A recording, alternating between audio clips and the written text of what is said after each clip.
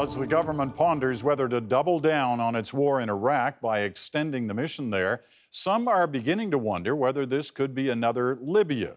It was just 4 years ago. Canadian jets were bombing that country on the road to liberation. What a mess that turned into. Time for a turning point. Janice Stein is the founding director of the Monk Center of Global Affairs. Ray Boisvert is the former assistant director of intelligence at CSIS. Saeed Khan is a professor at Wayne State University, and Samantha Nutt is the founder of War Child Canada. Their thoughts in a moment, but first, this background. Remember this? Barely a month after longtime Libyan dictator Muammar Gaddafi had been bombed into a sewer and eventually murdered there, Canada was celebrating its $100 million role in their old friend's downfall. Our job in Libya has been done, and done well. We were so proud of what we'd done that we spent close to another $1 million on this little Parliament Hill party, an event even some senior officers weren't happy about. After all, there'd been no celebration after Afghanistan. But of course, there'd been no clear win in Afghanistan. Not like Libya, or was it? Under Gaddafi, Libya had hardly been a perfect partner, but it had been relatively stable. It had abandoned nuclear plans, was a partner in the war on terror. It had even seen moments like this. Lots of press, okay. Then Prime Minister Paul Martin cozying up to Gaddafi in his desert tent. But when unrest circled the Libyan leader a few years later, Canada joined with NATO in a fight which quickly saw the regime crumble. And then, as the West is so often good at doing, it was time to cut and run. In the few years since, the void has been filled by a propped-up government constantly at war with increasingly strong groups of Al-Qaeda and ISIS insurgents. It's meant a series of pitched battles, burned-out cities, and brutal scenes of terror. So much for the victory. Now, a few countries over were part of the bombing campaign against the Islamic State in Iraq and advocating the end of another tyrant, Bashar al-Assad, in Syria. Because, of course, history would never repeat itself. Or will it? Are we in over our head? Are we setting ourselves up for another disaster? Or are we doing this one right? Good questions, time for some answers. All right, let's deal with Libya first. Is it a failed state, Janice? Absolutely, Peter. It has two competing governments that control small parts of the coast of Libya. It has a discredited parliament hiding out in Tobruk, and the southern part of the country is ungoverned and home central to many of the jihadist groups. Right. Oh, no doubt. It's the poster child for dysfunctionality in that part of the world. It's become one of two important epicenters for jihadist activity, from proliferation of weapons and so on. So the chances of it re-emerging as a stable partner in that part of the world are slim to none.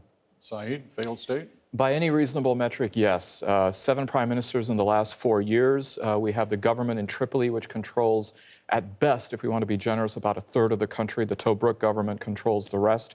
This is a country that has an economy in shambles. Foreign investment is drying up. It used to have one of the highest standards of living in the African continent. That is no more. You going to make it unanimous here, Sam?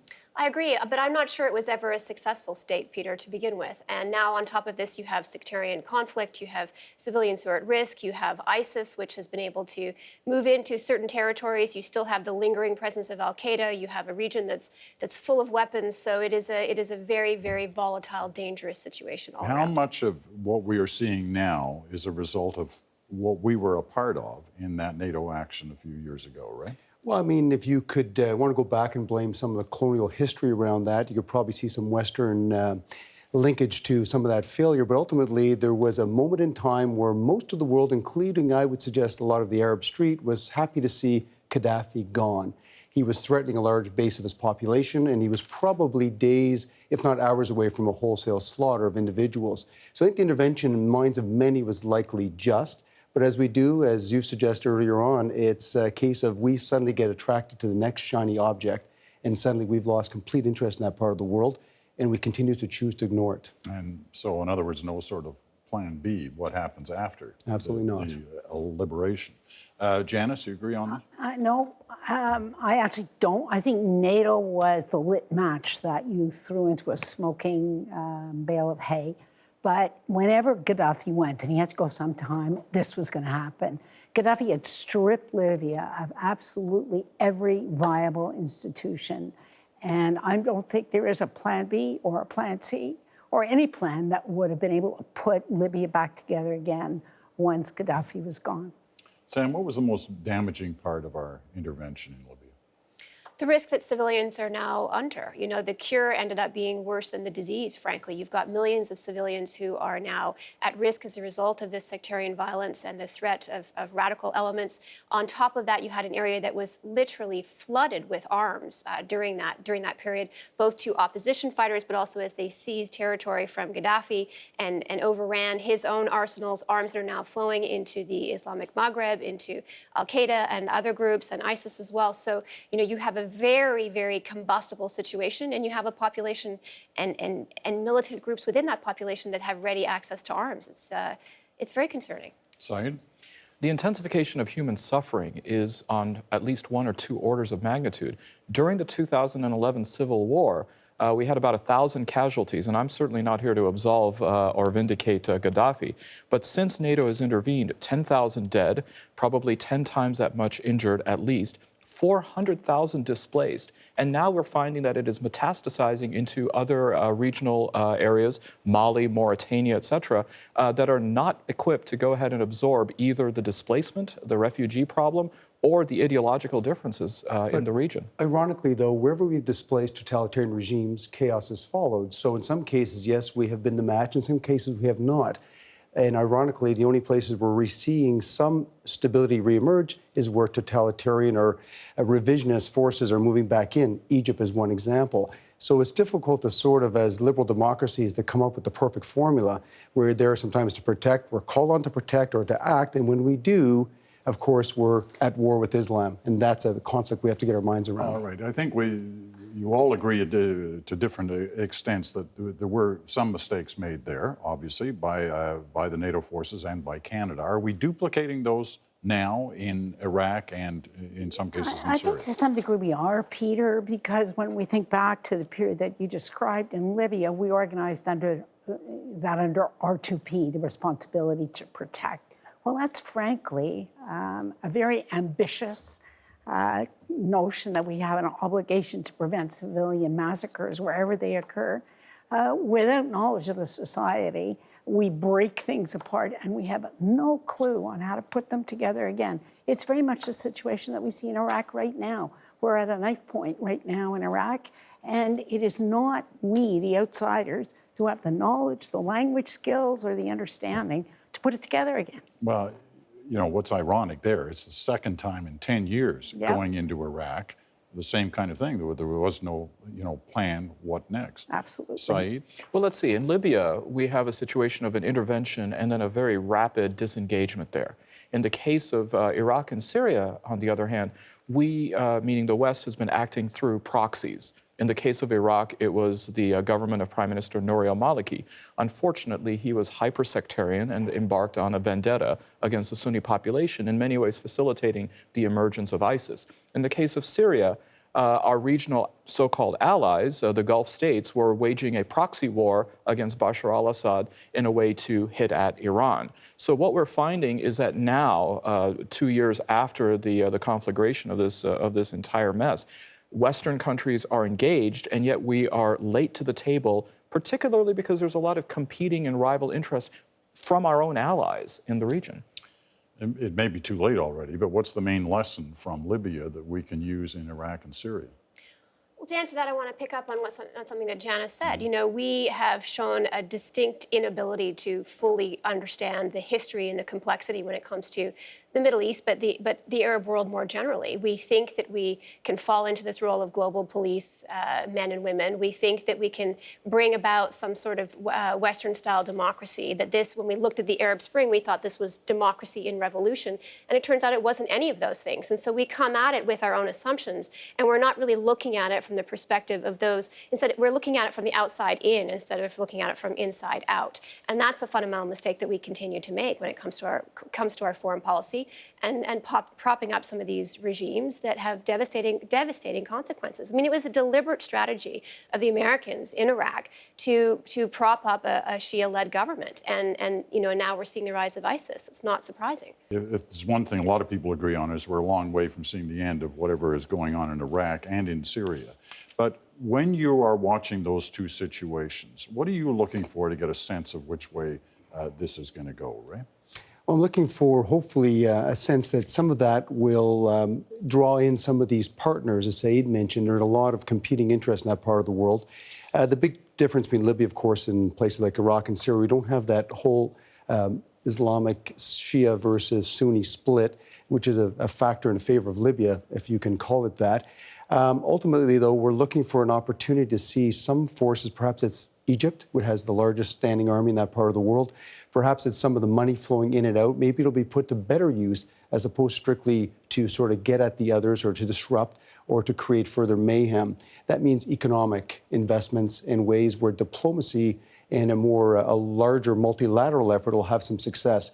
The problem we have as the West, of course, is that perceptive lens, or the lens of those in those places, the people in the inside looking out. And of course, everything we do there is seen with a hidden agenda or assumed to have a hidden agenda. Others have to start taking the lead. And those are countries in the region with money, resources, and capability. We've been saying that for a long time, too, though. Mm-hmm. Seen the word. Just on this one, let me give this very concrete example.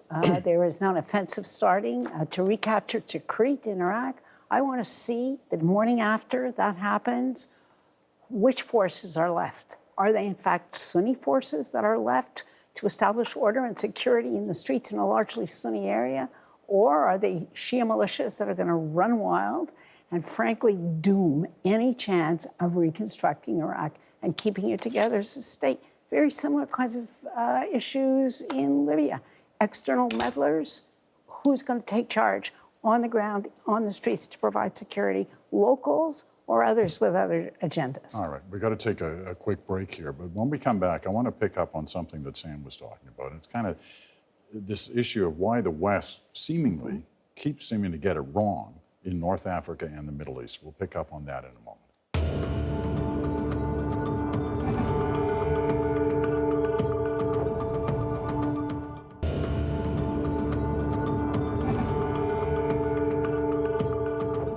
And welcome back to The Turning Point. Janice Stein, Ray Boisvert, Saeed Khan, and Sam Nutt all here tonight. And Saeed, why don't you start us on this section? Why does it seem like we always get it wrong, the West, that is, in North Africa and in the Middle East generally? Well, two things. I think that there's a certain amount of naivete and there's a certain amount of hubris. And these are both working interplay because we think as though we can engage in nation building. We have to understand that this is not a monolithic area. We see other areas like Europe are similarly diverse. But one key difference with all the dysfunctionality that Europe has undergone, and some would argue still is undergoing, it never had to deal with that much external force that was putting pressure on it. Here in the area of North Africa and the Middle East, there's always external forces that are at play, whether it is state actors, corporate actors, oftentimes then creating conflicts and creating lines of demarcation and fissures that didn't exist organically there. Ray? Well, I guess it seems like we're continuously wedded to an old model, the Sykes-Picot Agreement from after the First World War, where there's this artificial division of boundaries and their very colonial nature. And we seem like we're always trying to make sure they remain in place. Who's to say that perhaps a tripartite division of Iraq is not a better model? It might lead to a bunch of warring states within a very small geographical confine, but ultimately I think we're going to have to be far more flexible and stop imposing our will and stop hoping or assuming that we can impose democracy and stability in that part of the world and maybe let nature run its course. Janice? It's a very tough neighborhood, Peter, with very, very deep problems. 30 years at least of really rough, tough dictators that have stripped out mostly institutional resilience. There is no quick fix here. We're talking about decades for the Middle East to recover in the wake of these dictators. Sam? These are not problems that are going to be solved strictly with military enthusiasms. Our memories may be short, but their histories are long. And the more that we continue to think that these are problems that are going to be solved within the next 5 years or 10 years, it's going to take a monumental effort and much more investment than what we've already made at this point in time. All right, quickly around the table on this one. When you look back at that celebration that was held in Ottawa after Libya, after Gaddafi was ousted, was that just a bad reading of foreign policy, or was that just playing politics? So, Well, luckily there was no aircraft carrier and a mission accomplished sign, but for the casual observer from the United States, it was 8 months after the Harper administration had suffered a vote of no confidence in the Canadian Parliament, and it was shortly after the May election, so it seemed as though it was a very robust assertion that we won the election again and we are in power. Janet? It was a really bad reading of politics. It was there in Washington. I remember talking to some of those officials and our own officials, including our military, who thought this was a real victory. They did not get the nature of the problem. Sam? Yeah, we thought we were arriving at the finishing line, but in fact, that was only round one. I mean, I agree. I think that if anyone thought that was the end of it, we look about as smart as George Bush did standing on the deck of the USS Abraham Lincoln. It was naive, wishful, ideological thinking, and we're seeing that now. Ray, you got the last word. There's no room for triumphalism that sort of gives others the reason to hate us more and to sort of feel that they've been hard done by in some sense. George Bush Sr., the president, didn't go to the Berlin celebration of the fall of the wall for the exact same reason, strategically speaking. It was a bad idea. So as a result, I'm inclined to believe that this was just pure politics and it was misplayed in so many ways. All right. Thank you all. Good conversation, as always. And thank you as well. The Turning Point will be back in a month.